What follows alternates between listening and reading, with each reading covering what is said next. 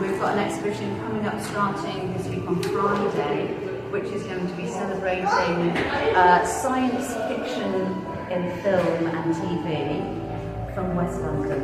So we've got a member of the Fox Studios from the BBC at Uni Studios who's been working on bringing in Daleks, props from things like Red Wall. You know they don't go upstairs, don't you?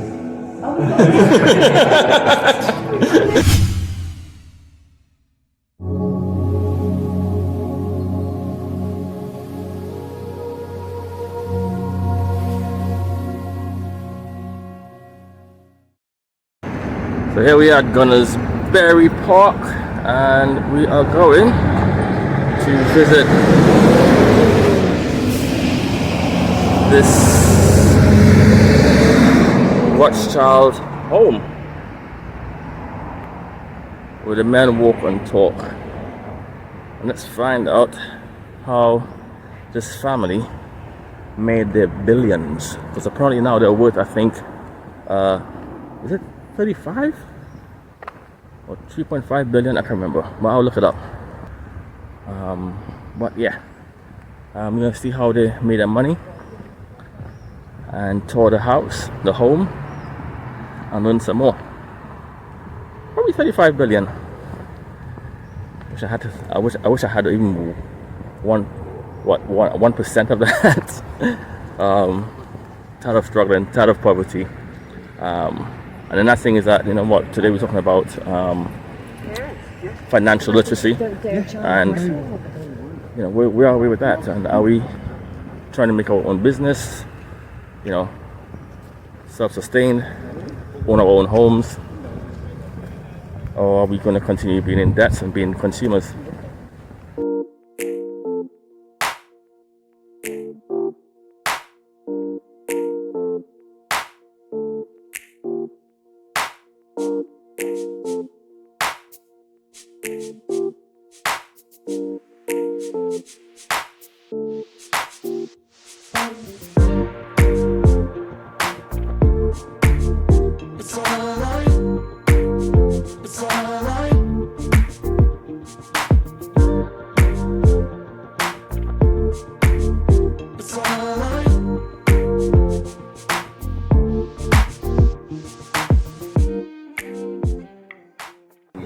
We have a vehicle which we make money through, but we don't actually run business. Because a business, in my eyes, is only when it's become self-sustainable, that you actually don't have to work in it, that it's a business. Yes. Otherwise, you're just employed within a machine, right? And it's a difficult thing, isn't it?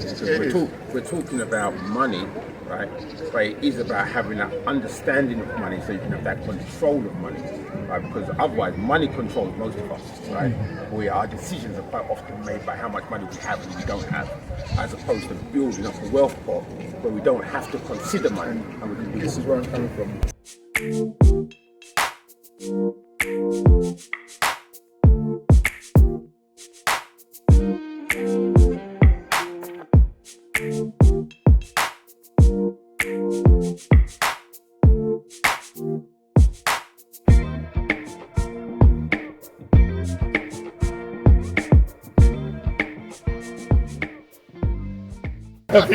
For me, conscious spending is literally when I go out, I look at things and I think to myself, do I really need them? That's for me conscious spending. The reason why I brought this up is, are we aware of what we're spending? Because last time we talked about money, but money, how emotionally are we tied to money? So that's the big question here. Because, you know, when we go to this house here, it's a 19th century, 18th century house. And so you should actually go on the first ever recorded safe rooms in there. That's to show the wealth of the guy. Although all the stuff is all cut with silver. But the point I'm trying to say is that as normal men, how are we looking at our wealth so we have generational income? How are we looking, how are we saving, how are we plugging the holes? Are we aware of how badly we are spending? How badly do we need are we buying for what we want, or is it a need?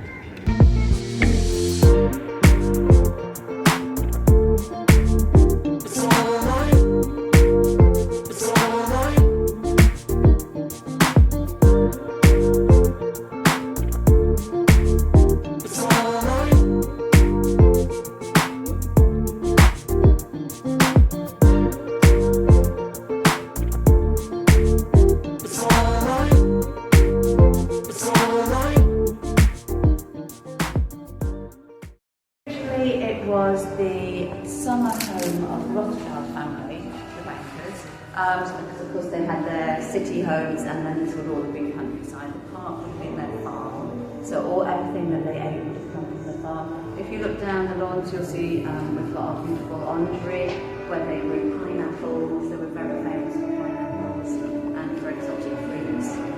So the Rothschild family lived here for 90 years, and in 1925 they gave it to the boroughs of Hounslow and Ealing for the use of the people. We've got the most amazing Victorian kitchens, which have original fittings from when the Rothschilds were living here. So we have the grand kitchens, then we have another 2 floors upstairs of local history.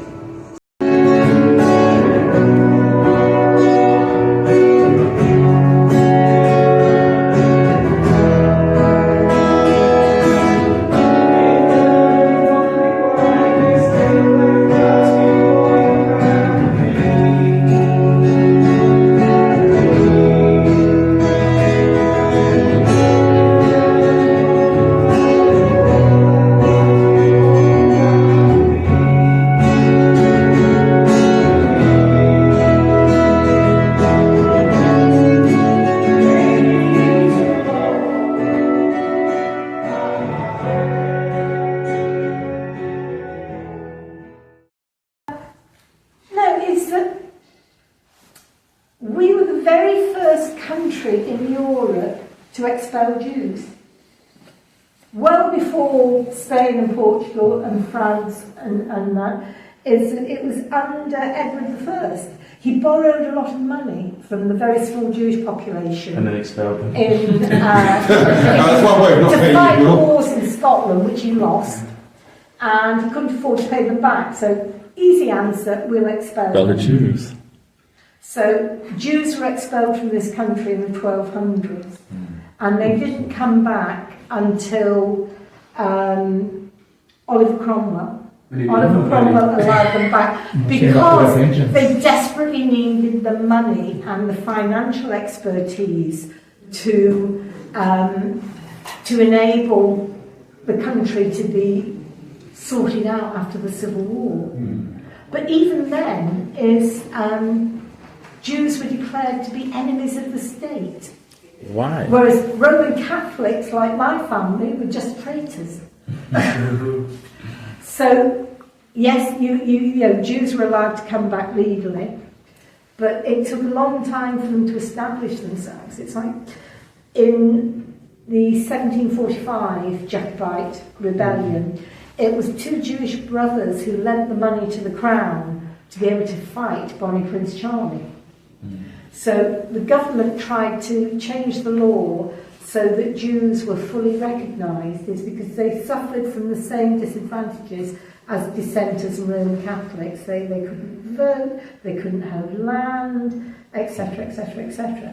And they introduced legislation and there were riots in the streets. Because if they gave Jews these rights, they'd take the whole country over. So Jews didn't get full recognition until after the Catholic Emancipation Act of 1829. And that's why the Rothschilds didn't buy this house until the 1830s. Because up until then, there was an argument about whether Jews could own land in England.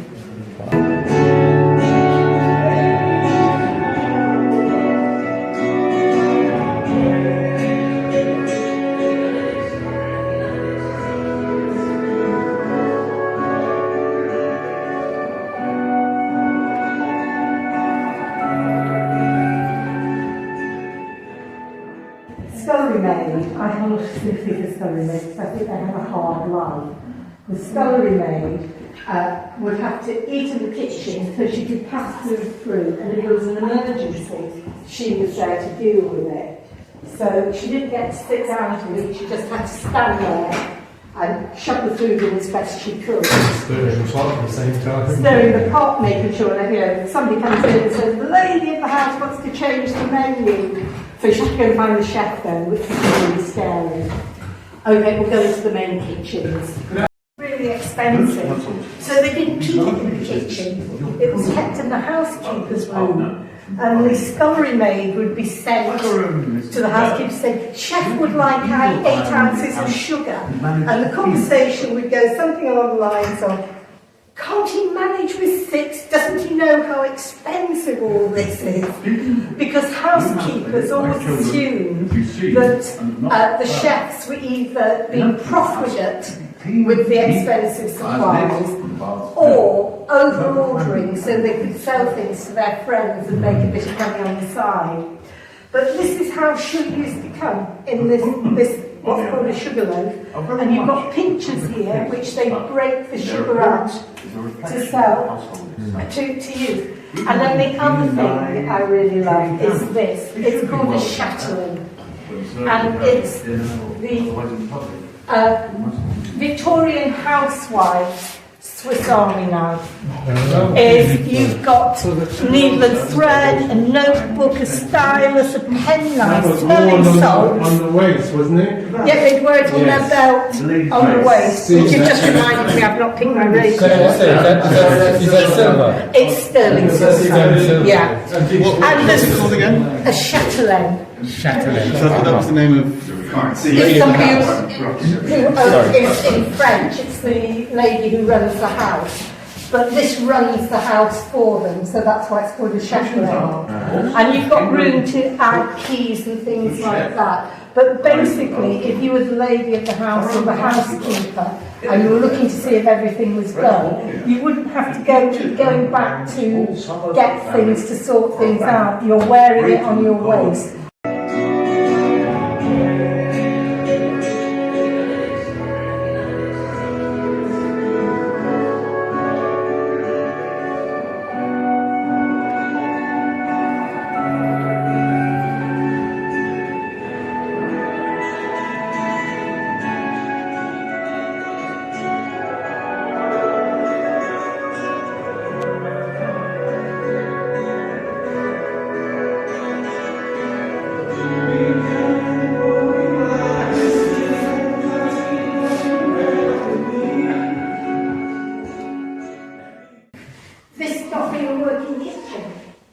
So if this had continued as a working kitchen in the 1920s and 1930s, you wouldn't have that, you wouldn't have that, you wouldn't have that, you wouldn't have that. They've all been pulled out with more modern things in their place.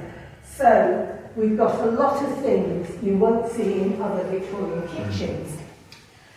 This would have been a really hot working environment. In this room there are 4 heat sources. And think about the clothes, Victorian clothes, particularly for women, long sleeves down to the floor, underskirts, corsets, you name it, they were wearing it. And I really believe these kitchens are cold. Let me tell you, in December they are freezing. When the temperature hits 40 degrees outside, we fight as to who's in here. It's the coolest place in England. But people working here, they would have had these windows open no matter how cold it was outside. Everything that's attached to the wall or the floor is original. Wow. This has been here for 150, 160 years. Starting with this is what's known as a warming cabinet. I know, well, it's made of cast iron. It weighs about half a ton, and the only way you get this out of the kitchen is to demolish the kitchen. Wow. Yeah, it was heated. There's a back boiler behind the fire. There's a pipe comes down under the floor, and if you look down here, you can see it's plumbed in to this. So the hot water would heat this. You could lay food out on the top, so it would be warm to get to the dining room, or put things in the cupboard here to keep them warm. And you'll notice the dining room and the kitchen are very close together. Unusually close together in a Victorian house. They're normally at opposite ends of the building because they're worried about fires and smells and things like that. But when Hannah and Nathan Rothschild bought the house, she decided she rather liked the idea of serving hot food rather than eating cold food that had taken too long to get from the kitchen. So they had the whole of the ground floor re-engineered So that what used to be the study became the dining room, and it was very close, and this would have been something that would have really helped them to serve hot food. So that's your first heat source. The second one is here. This is a bread oven. Now, we've given you a clue about its usage by putting baked bread in it, but you can always recognise a bread oven because ordinary ovens are heated from the side. Bread ovens are always heated from below, like pizza ovens now. So if you're ever in an old kitchen and you see an oven heated from below, it's a bread oven. You can impress your friends with your knowledge of how you organise ovens. But this would have been very, very busy because this kitchen wasn't simply feeding the family. It also prepared food for the 24 indoor staff. Ooh. 24. 24 Indoor staff. Indoor staff. They've got gardeners, coachmen, things like Yeah. that. But this kitchen didn't cater for them. They had accommodation outside the building. They were people who would be married, they'd have a wife and a garden and things like that. So like the house servant. The house servants. Fully provided. Yeah. The indoor staff is Be PC. yeah, is now family size varies depending on how many generations were here, how many children. But this kitchen was probably cooking at the very least for 30 people, probably about 35. The Rothschilds did all their major entertaining here. So they would be having dinner parties, luncheon parties, tea parties, tennis parties, balls and things like that. So this kitchen could cater for maybe a couple of hundred people. Wow. In 1857, Leonora de Rothschild married her cousin in the drawing room, and the wedding breakfast was here, and this kitchen catered for what was the society event of the year. So a couple of hundred people, their servants, they had the band of the first lifeguards, all of these people had to be catered for, and this is where it was done. They would have been very, very busy. And they would probably have got outside help in the wives of the stablemen and the gardeners and that to help them out, because they'd have been cooking for about 3 days before they served anything. Was that her first cousin? They were first cousins, yeah. It's lots of cousin marriages in the Rothschilds. And in fact, I know Keep the money in. one uncle and niece marriage. The Rothschild family wrote into his will that daughters and daughters-in-law could not benefit from the bank. So daughters were given good dowries if they didn't marry into the Rothschild family. Daughters-in-law had a good settlement if they were left as widows, but they weren't allowed to have stock in the bank. So that's why you have a lot of second cousin marriages. But also it's to do with the fact that they were Jewish, and there were a limited number of Jewish families of the right type living in England or Europe who could find sons and daughters-in-law from. So lots of cousin marriages, but keeping the money in the family essentially. And when they entertained? This is not a kosher kitchen. Yeah. I was thinking of that. It's because you haven't got complete separation of milk and meat. And when you look at Rothschild's menus, they were not keeping kosher. Now, when they were in London at their townhouse, and dining privately, they would keep kosher, but not here. This is where they entertain. This is where they develop their political links, their social links and things like that. And, like they'd have the Prince of Wales staying for a weekend in a house party. A bit difficult to say to the Prince of Wales, terribly sorry sir, you can't have that, it's not kosher. What they tended to avoid serving was pork and pork products. And stand there for hours turning the spits and the basket. There's no handle. And the reason for that is there is a really clever mechanism in the chimney called a smoke jack.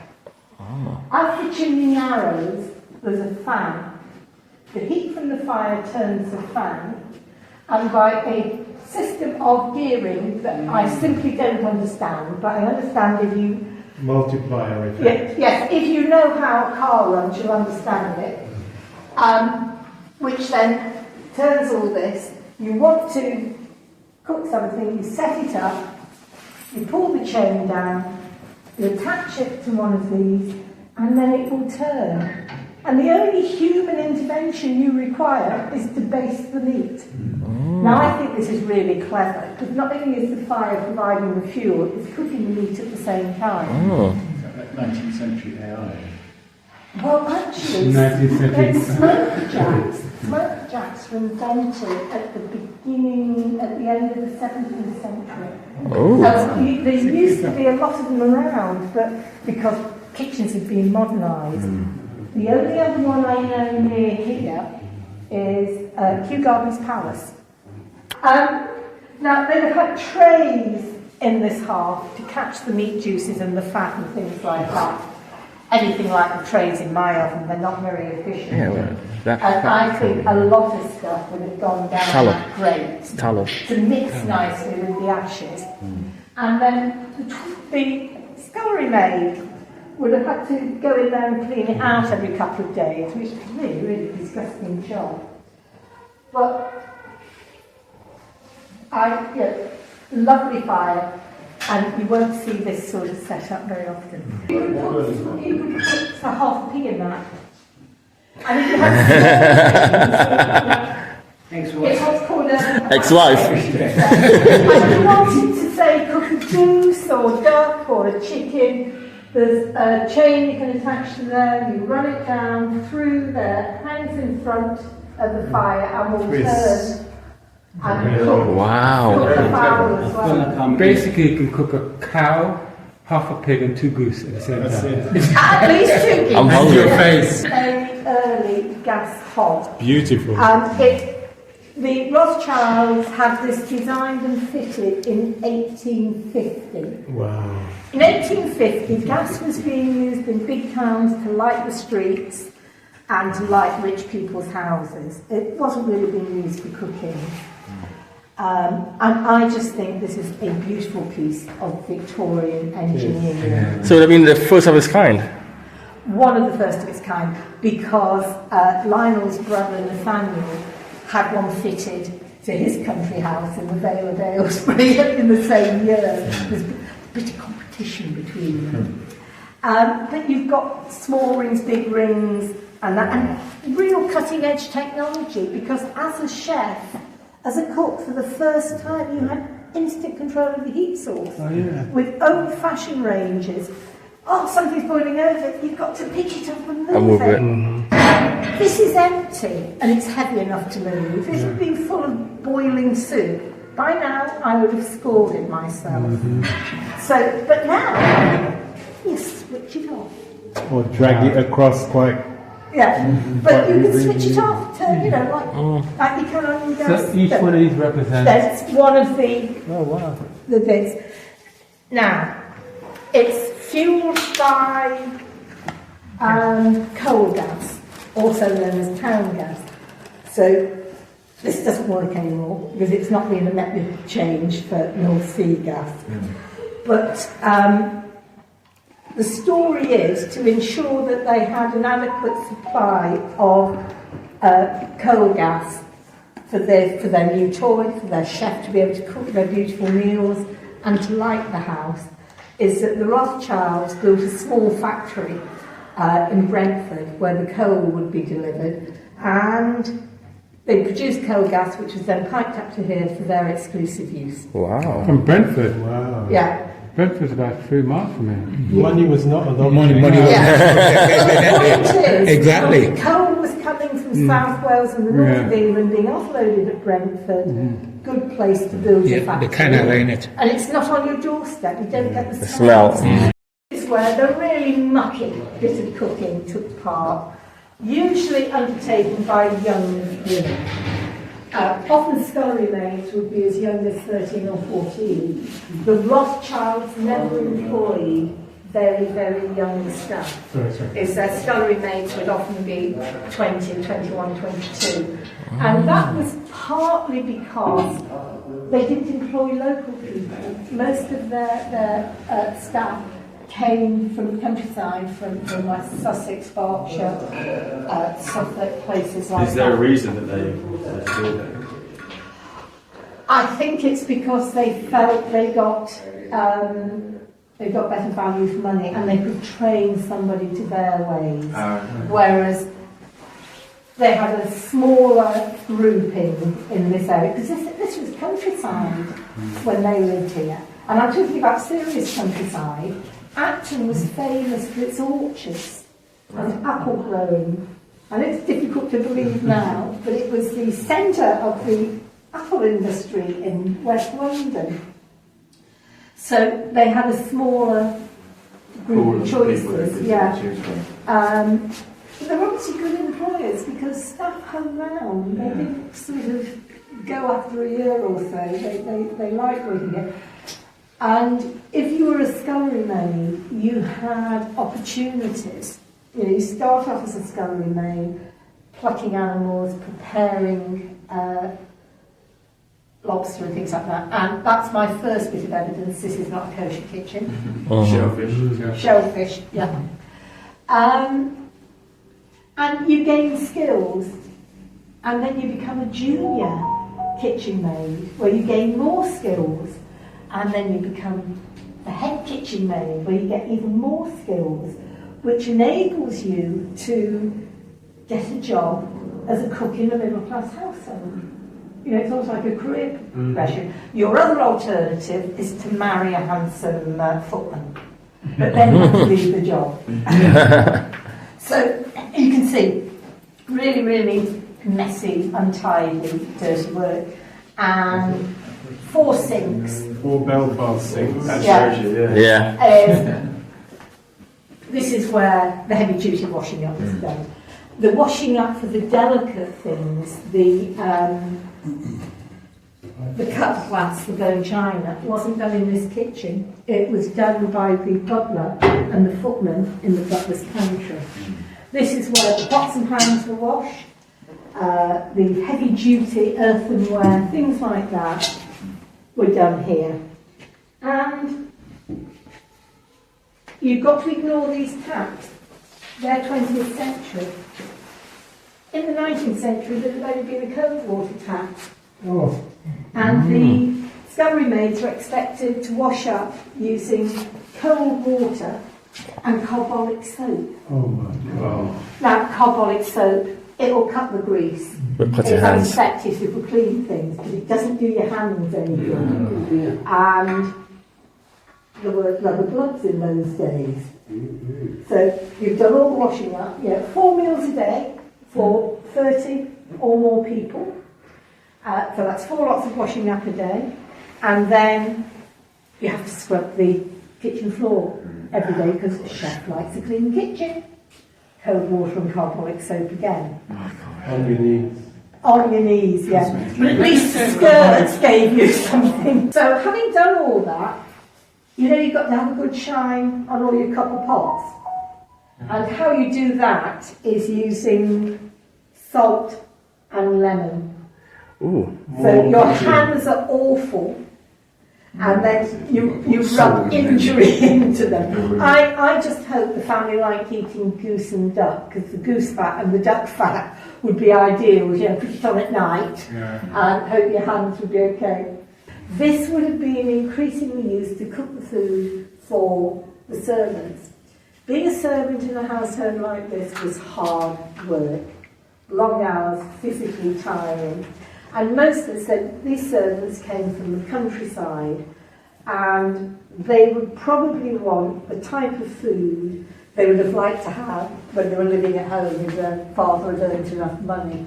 So it would be a lot of meat and potatoes, stews, pies, rice pudding, all those sort of things, All my favourites. which are ideally cooked in something like this. No jerk chicken. Kingston town. No smile on face, every man away from next man survive one of you get through.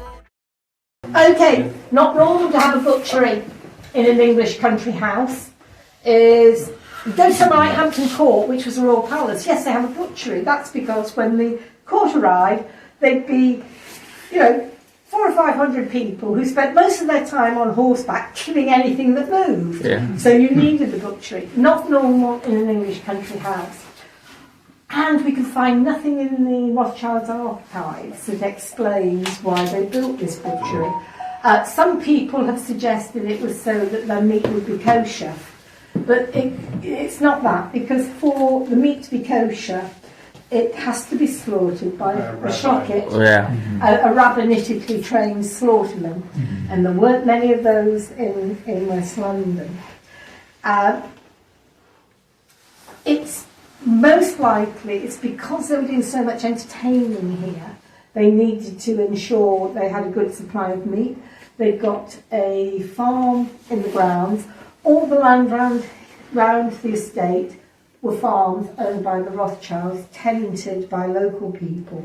And they were really into improvements, improvements in agriculture and better breeding regimes and that sort of thing. So some of this would have been to show off how they've got a better form of beef or a better,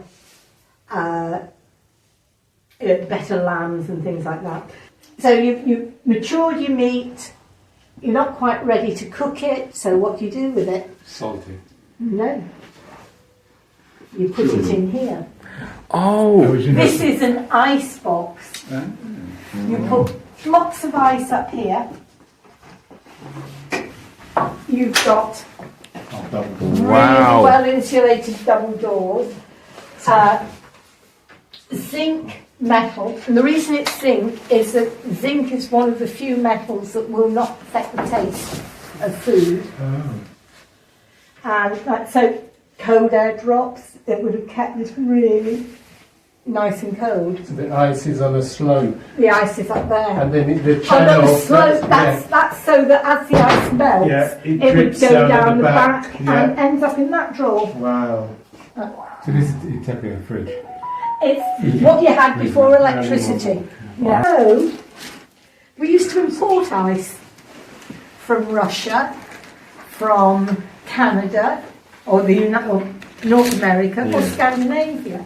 It had come in on boats at the end of winter, be carved up, and then people would buy the ice. Towards the end of the 19th century, with the introduction of electricity, they could make ice artificially, and they started doing that, so you didn't need to import it. But if you read Bram Stoker's Dracula, is the boat Dracula arrives on is a Russian boat carrying ice. What everybody's been looking at is my final proof about the Rothschilds not cooking kosher, and this something.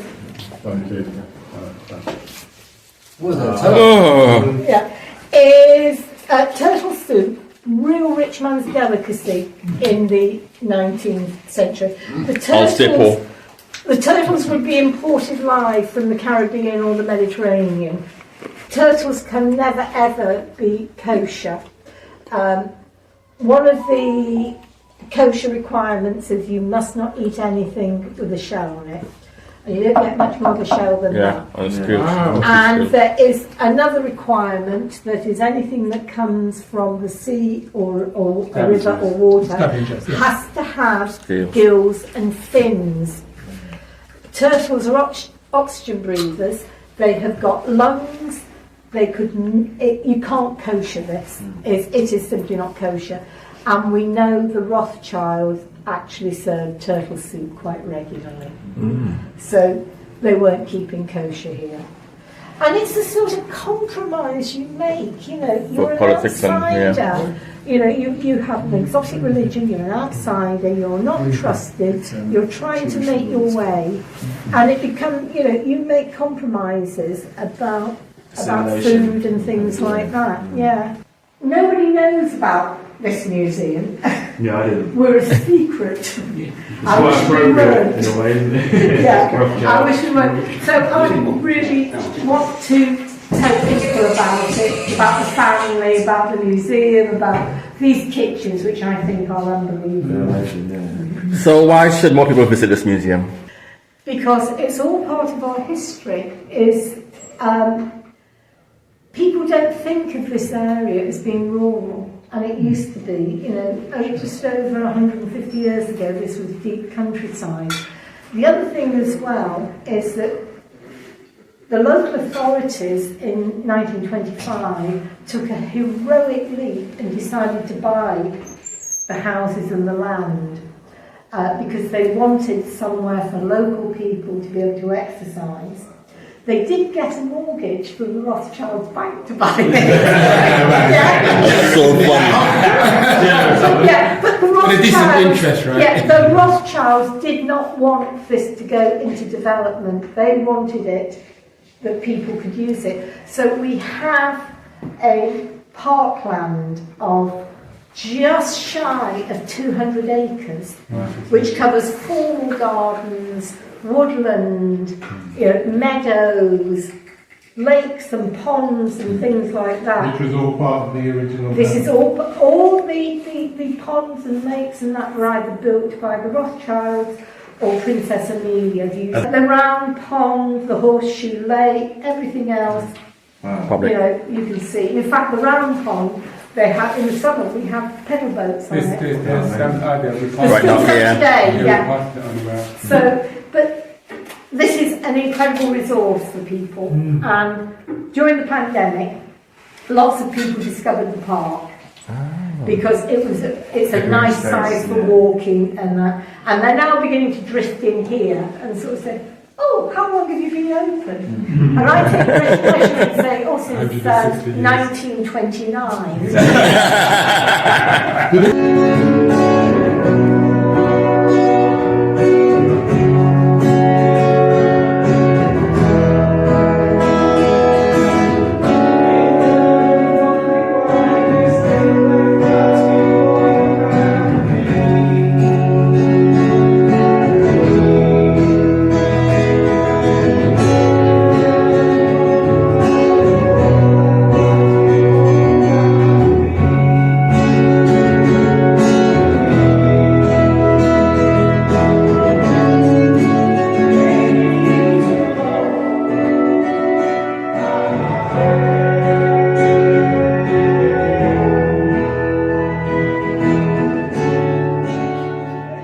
That was a very interesting tour.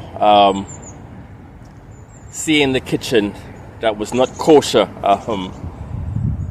it was evident that the family did not stick to their religious traditions of keeping the kitchen kosher. The way they cooked for their guests, the way they catered for, it seemed that they bend the rules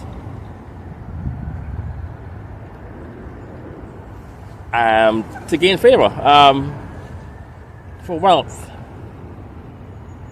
for status, and it's something that we see today present in rich families. You know how they got there. You know, they will actually break or bend the rules with their religion just for that bag, for that money, for that wealth, for that nukud, for that rich. Now, me, I'm a Muslim, and would I go against my religion for wealth? Would I sell alcohol, or would I personally cook pork? You know, would I dabble in prostitution? Will I sell, stuff like crack cocaine. To me, it's like selling your soul. Some people would do it. I don't think I could do it. They said, money is the root of all evil. But that's what it did. And not I'm not saying drugs, but that's what it did. With being kosher, they broke the rules. Now, there's a lot more when it comes to the Rothschild family, and in the tour we asked a lot of questions, and what I liked was they were very honest. They said, we don't know the facts, but we assume yes, there are issues there with political situations in the past that links back to slavery with finance. Did they own slaves? According to history, they said no, but they know it's a possibility. Now, according to what's written down in history, they actually owned the mortgages to plantations in Antigua that had slaves on those plantations, and they profited from it. But also, they are the ones who provided the money to pay off the slave owners that freed enslaved people. I gotta be on the times now, PC, that ended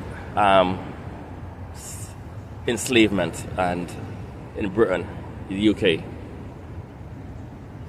Now, is it a good thing or a bad thing? Because it was a loan and they did profit from it. And at the time it was £15 million, which in today's money is 1.5 billion sterling pounds. And the taxpayers paid for it, which ended in 2015, if I'm correct. Now, should we thank them, saying, if they did not pay that money, if that loan was not given, what would have happened? Would the abolishment of enslavement take longer? Would there be an uprising? Would there have been a civil war? In Britain? I don't know. I would like you guys to comment on it. What you guys think? And there's a lot of accusations and a lot of documentary saying that they are part of the Illuminati, that they are Freemasons. We asked as well, and they couldn't confirm anything. They said maybe it's a good chance, but again, they were not sure.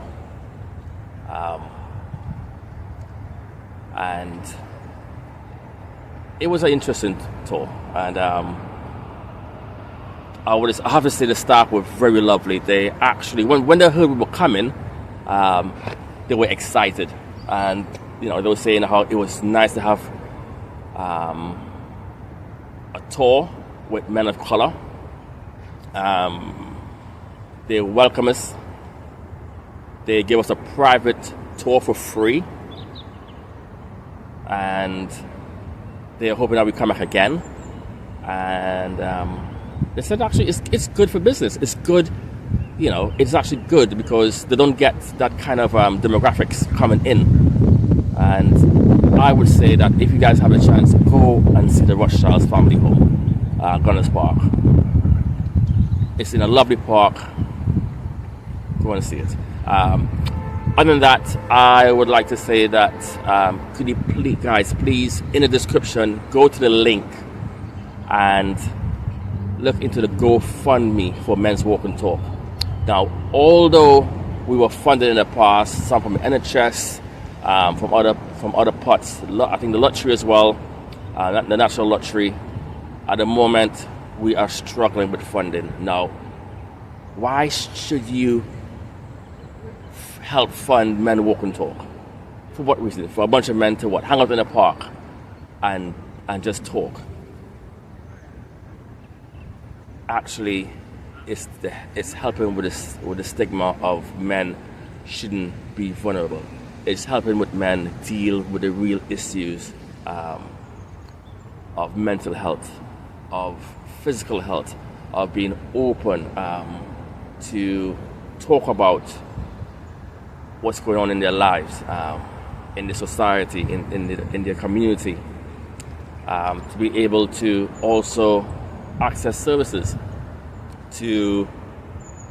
Because what happens is that lesson that we learn in the group, it goes outwards, it goes towards family homes, it goes to different people, to different communities, schools, wherever they are, and it's actually worth it. Now, that money also helps towards other services. The money helps towards access to other areas, just to give men who also didn't have the opportunity to just able to get more about culture of the UK, and to learn more history, and to also able to share it. And we don't look at what's written on Wikipedia. We try to go deeper and to learn more about ourselves, our history, and just what make us tick, but yeah. So I will come back next time and try and get into about the plays that we've done. This is from the BMC, the Black Men Consortium, which I've promised to do for a while. I apologize. I've got uni, I've got placements, I've got work. But yeah, I'll see you guys in the next one. And I would say stay safe. It's winter. Stay warm. Help those if you can. Show some empathy for others who don't have what you have. God bless. Masalama. And I'll see you in the next one. Peace.